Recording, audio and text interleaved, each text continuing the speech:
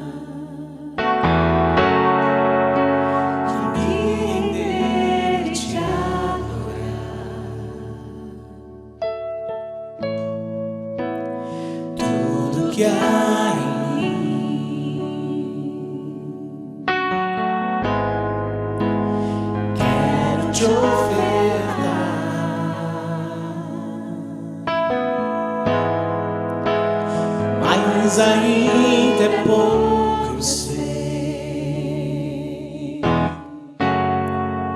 se comparado ao que ganhei. Eu sou apenas servo, teu amigo me tornei. Continue adorando, te louvarei, Senhor, não importa, não importa. Te louvarei,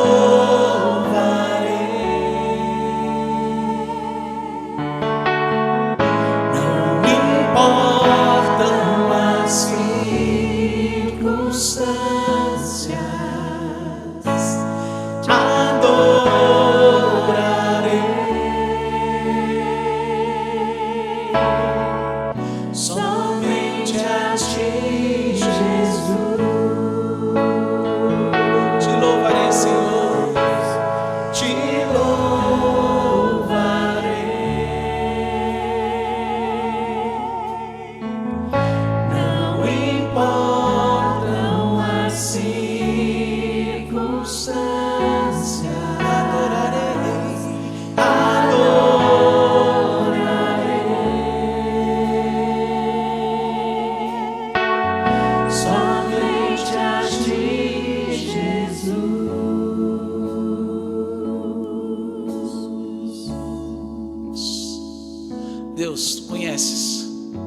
nosso coração nesse tempo.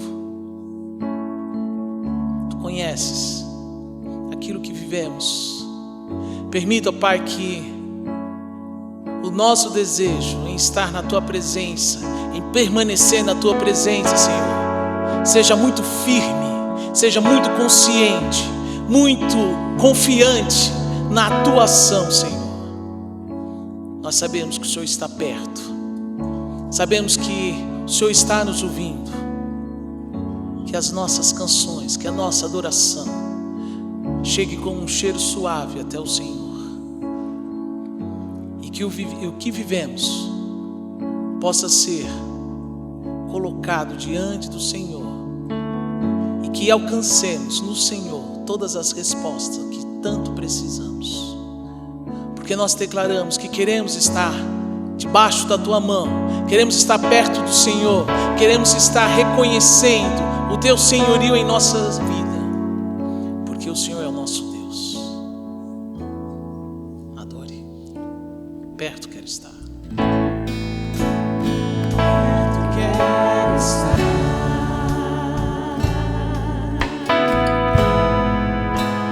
Junto aos Teus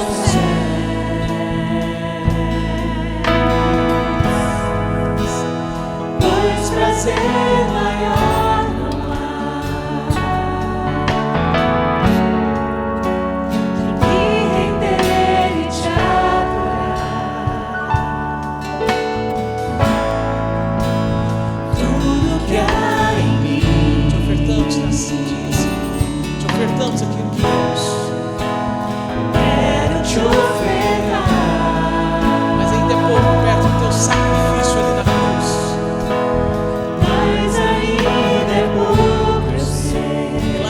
Nós ganhamos direito da vida eterna quando Jesus Cristo ressuscitou e fomos chamados amigos teus, não servos.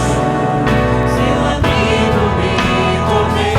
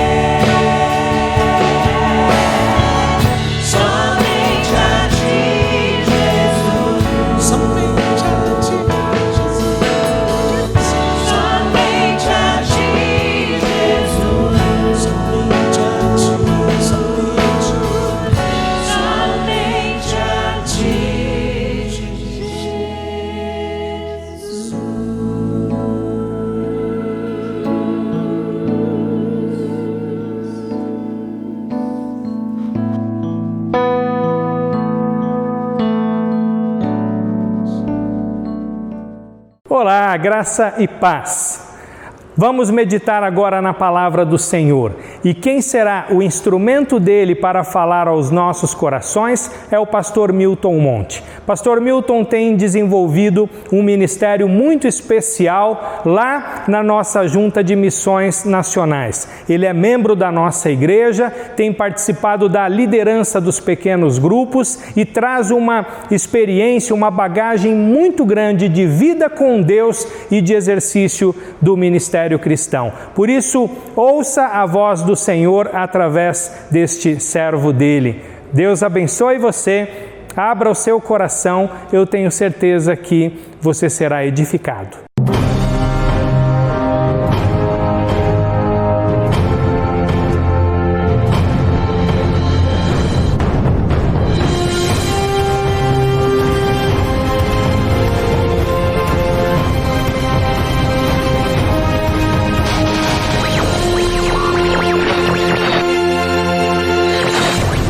Graça e paz, meus queridos irmãos. Para a nossa reflexão, quero convidar você a pensar junto comigo no Evangelho de Mateus, capítulo 1. É a genealogia de Jesus Cristo. O Evangelho de Mateus, ele foi escrito pensando nos judeus. Por isso você vai encontrar diversas vezes a expressão "isto aconteceu para que se cumprisse".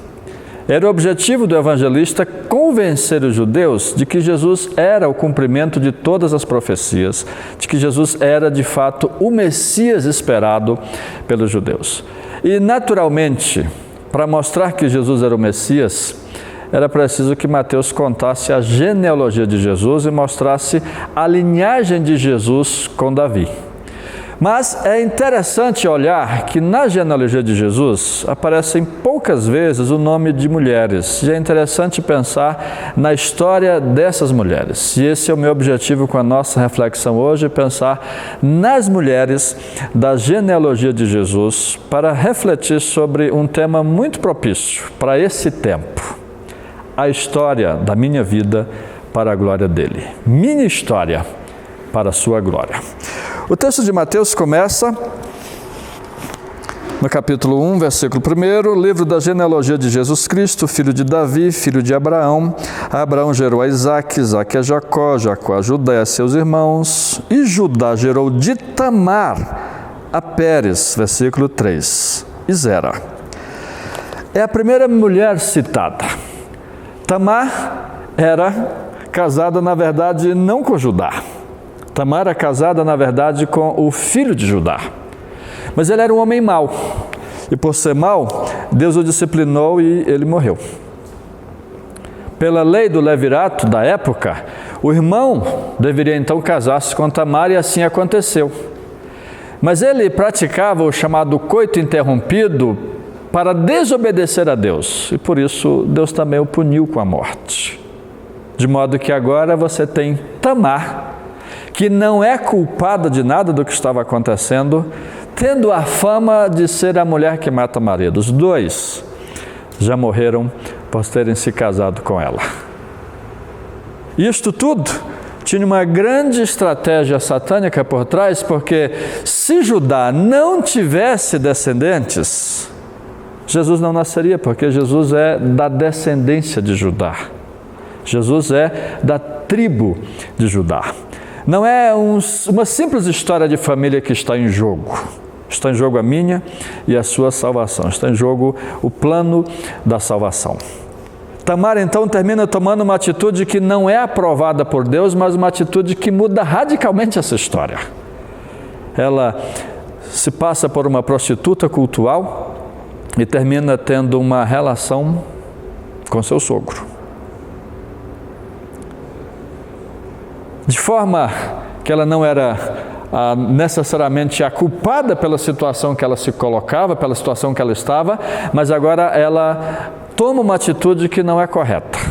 Mas Deus usa. Aquela atitude que não era correta, Deus usa. Deus usa o erro de Tamar para preservar a linhagem messiânica.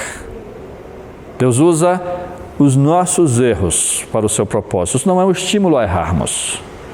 Pelo contrário, é um estímulo a pensarmos que se Ele é capaz de usar até os nossos erros, quanto mais se nos propusermos a sermos santos e a sermos de fato pessoas que o buscam com intencionalidade. A segunda mulher então vai aparecer um pouco mais à frente. Pérez gerou Ezon, Ezon a Arão, Arão gerou Aminadab, Aminadab a Naasson, Naasson a Salmão, Salmão gerou de Raabe a Boaz.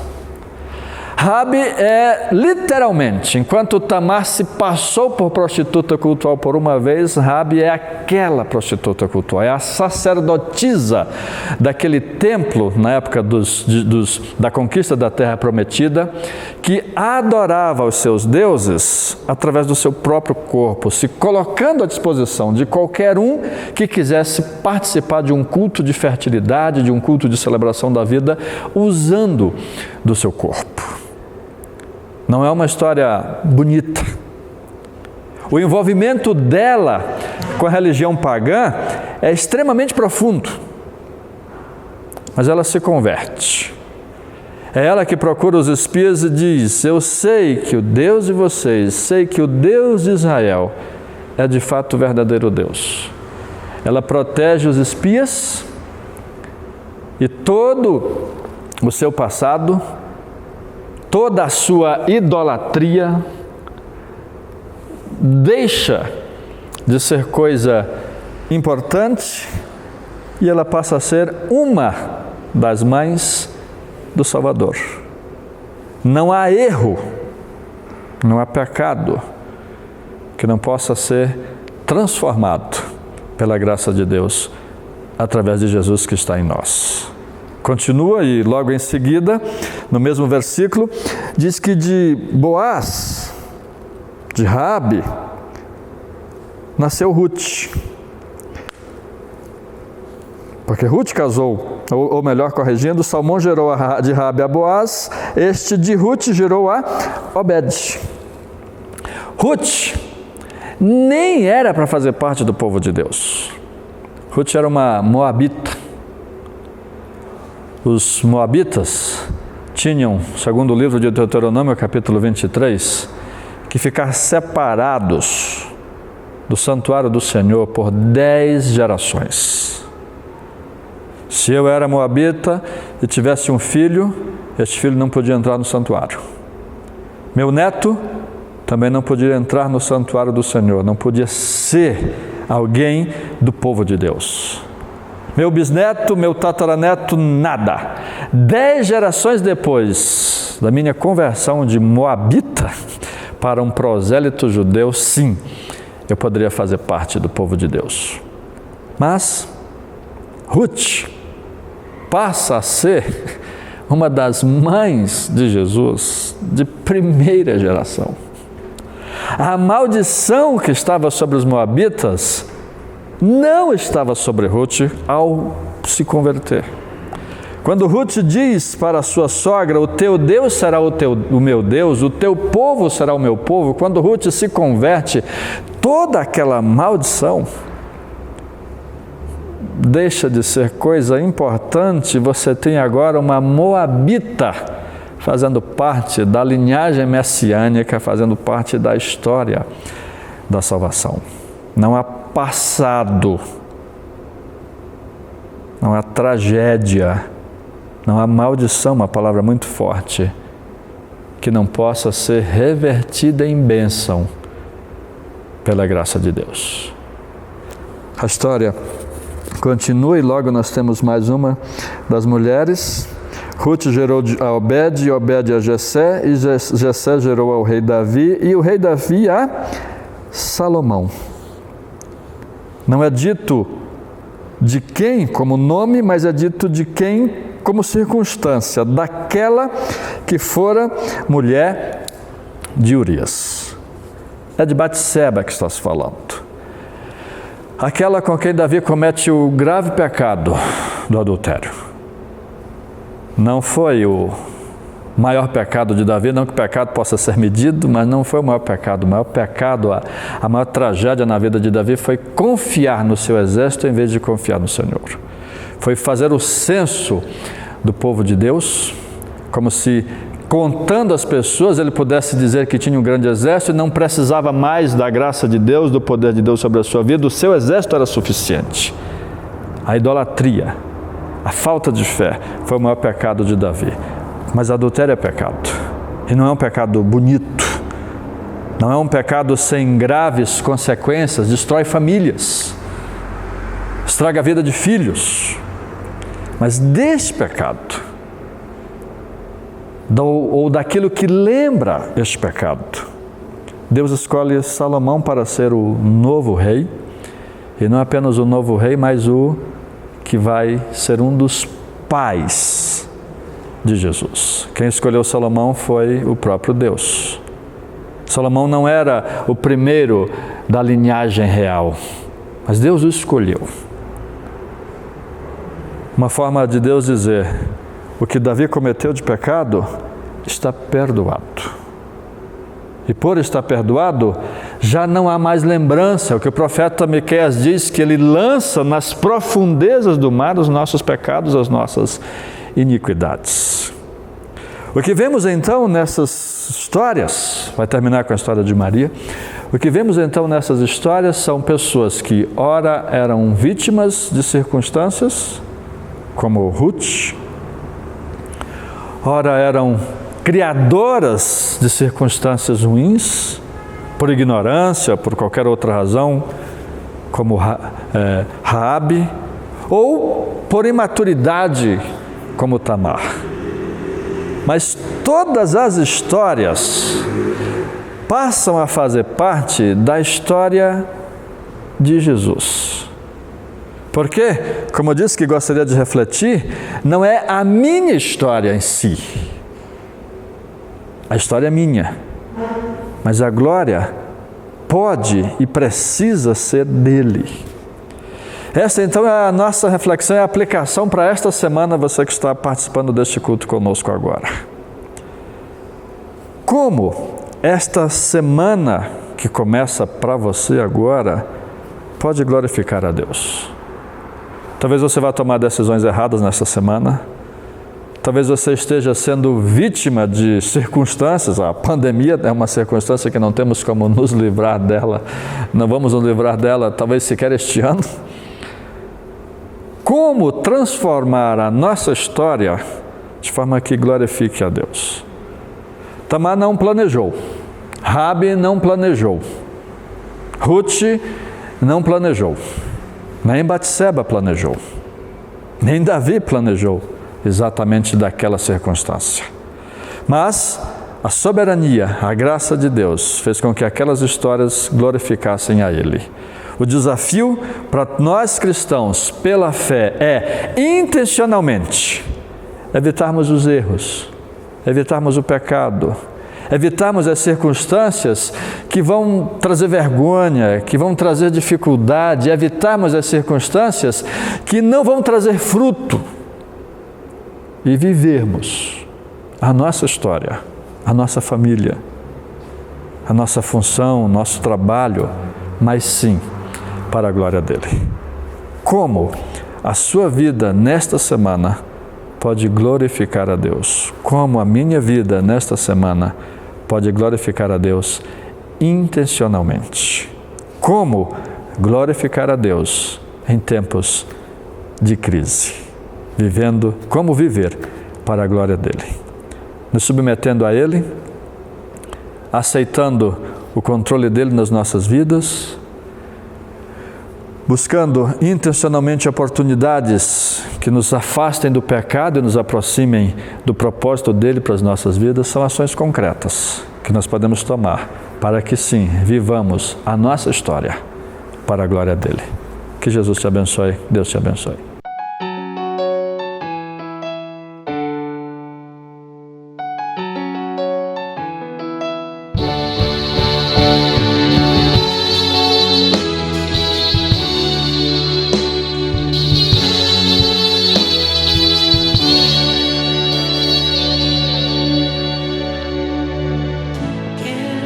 Apresentar a ti, ó Deus, te ofertarei.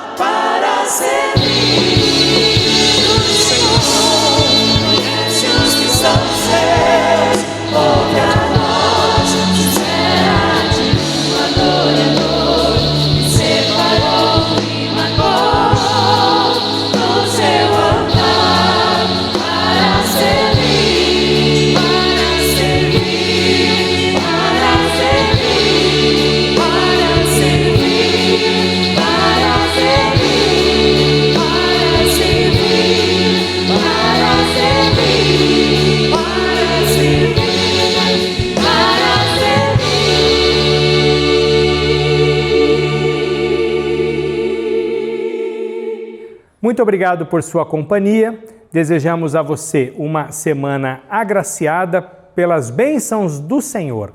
Esperamos logo podermos adorar ao Senhor presencialmente. Mas enquanto isso não acontece, continuamos confiando firmemente na graça e no cuidado dele por nós. Deus o abençoe. Igreja Batista da Lapa, mesmo que distante, conectada a você.